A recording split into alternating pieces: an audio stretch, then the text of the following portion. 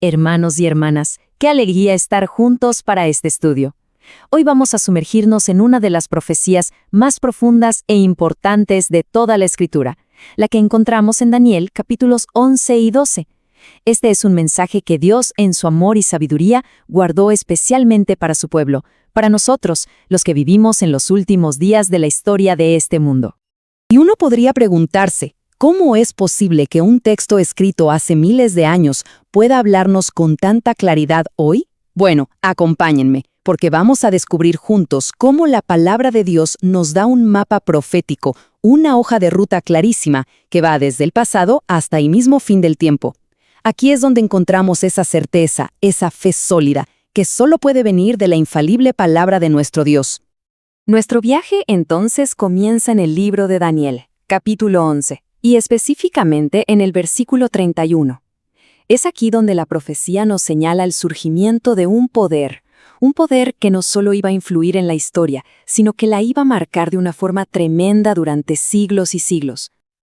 Ahora, es clave entender que la Biblia nos habla a menudo con símbolos. El versículo 31 dice que se quitaría el continuo, que proféticamente representa al paganismo del Imperio Romano, para poner la abominación desoladora. La historia y el estudio cuidadoso de la profecía no dejan lugar a dudas. Esta abominación es el poder papal que fue establecido firmemente en el año 538. Y fíjense qué interesante, fue puesto en el trono con la ayuda de brazos, es decir, el poder militar y político de los reinos de Europa. Lo que vemos aquí es sencillamente fascinante. La profecía hablaba de muchos días de dominio en Daniel 11:33, y estos corresponden exactamente a los 1260 años que van desde el 538 hasta 1798. Pero esto no es algo aislado, es el mismo periodo de tiempo al que nuestro Señor Jesús se refirió en Mateo 24, cuando habló de la gran tribulación. Y esta verdad es confirmada y explicada con aún más luz en los escritos del Espíritu de profecía. Todo encaja a la perfección. Y ahora, la profecía nos transporta a un momento clave, un verdadero punto de inflexión en la historia de la salvación, el inicio del tiempo del fin. Y esto no es una era vaga o indefinida, no, es una fecha específica, una cita divina en el calendario de Dios.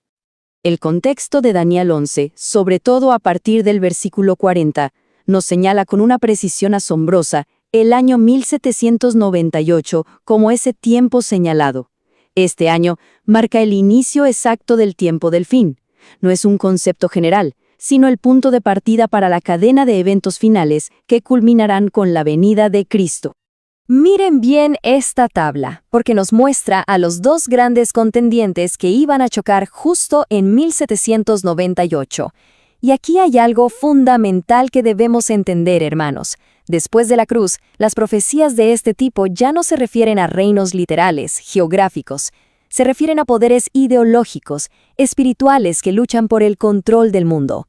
El rey del norte es el símbolo de Babilonia espiritual, o sea, el papado. Y el rey del sur es el símbolo de Egipto espiritual, es decir, el ateísmo. Y la historia una vez más nos confirma el cumplimiento al pie de la letra. La Revolución Francesa, con su ateísmo declarado y agresivo, fue la personificación de ese Egipto espiritual que también aparece en Apocalipsis 11. Y fue precisamente esta fuerza la que en 1798 le dio esa herida mortal a la autoridad papal, dando inicio al gran conflicto del tiempo del fin. Ahora, la profecía da un salto impresionante y nos trae directamente a nuestra época, a eventos que muchos de nosotros hemos visto con nuestros propios ojos. Vamos a ver cómo la palabra de Dios sigue cumpliéndose con una precisión que nos deja sin aliento. El mismo versículo 40 predijo que, más adelante, el rey del norte vendría como una tempestad contra el rey del sur. Y vimos esto cumplirse de forma espectacular con la caída de la Unión Soviética en 1989. El papado, en una alianza estratégica con los Estados Unidos, cuyo poderío militar y económico se representa con carros, gente de a caballo y muchas naves, fue clave en el colapso del ateísmo comunista. La historia secular incluso habla de esta Santa Alianza. Pero la profecía no se detiene ahí. Sigue diciendo que el rey del norte entrará en la tierra gloriosa. ¿Y a qué se refiere?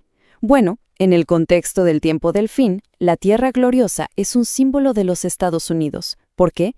Porque fue la nación que nació bajo los principios de libertad religiosa y el lugar donde Dios levantó a su pueblo remanente para proclamar el mensaje final de los 3 ángeles. Y este versículo nos lleva al mismísimo corazón de la crisis final. La entrada de este poder en la Tierra Gloriosa va a culminar en la imposición de una ley dominical a nivel nacional. Esta será la gran prueba para el pueblo de Dios, un tiempo que va a zarandear y a purificar a la Iglesia. Pero fíjense en la promesa. Dice que muchos escaparán. Qué hermoso es saber que la palabra hebrea original que se usa aquí significa deslizarse suavemente. Esto nos indica que miles de almas sinceras, que hoy están en Babilonia, van a responder al llamado final de Dios y se unirán a su pueblo. Es crucial que entendamos esto. La ley dominical en Estados Unidos no es un evento aislado o local. Es el catalizador.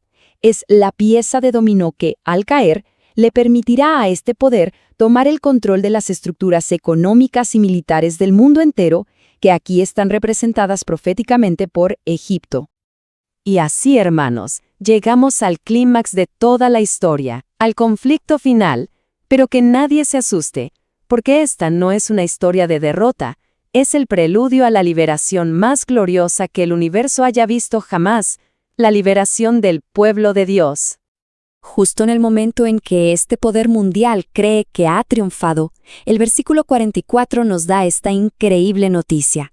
Noticias del este y del norte lo turbarán. ¿Qué son estas noticias? Es el mensaje final de la gracia de Dios. Es el fuerte clamor del Evangelio eterno, proclamado con el poder del Espíritu Santo por un pueblo fiel que se levanta para advertir al mundo entero.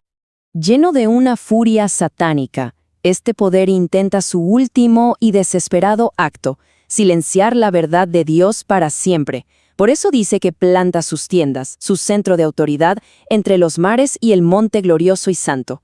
Es decir, se interpone entre el pueblo de Dios y las multitudes del mundo para que el mensaje no llegue. Pero la promesa divina, hermanos, es inquebrantable.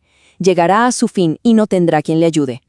Y justo en ese momento, cuando el destino de la humanidad ya está sellado, Daniel 12:1 nos regala la promesa más gloriosa de todas.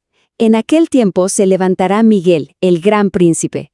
Miguel, que es nuestro Señor Jesucristo, se pone de pie para defender a su pueblo. Sí, comenzará un tiempo de angustia como nunca antes lo hubo, pero la promesa es segura. Su pueblo será libertado, todos aquellos cuyos nombres estén escritos en el libro de la vida. Mis queridos hermanos, este mapa profético no nos ha sido dado para infundir miedo, sino para construir una fe de acero, una fe inquebrantable en la palabra de Dios. Al ver cómo cada detalle se ha cumplido con tanta exactitud, podemos tener la plena certeza de que lo que falta por cumplirse también ocurrirá. Que esta seguridad nos motive a prepararnos, a velar, a orar y a esperar con gozo la gloriosa liberación que nuestro Señor nos ha prometido. Amén.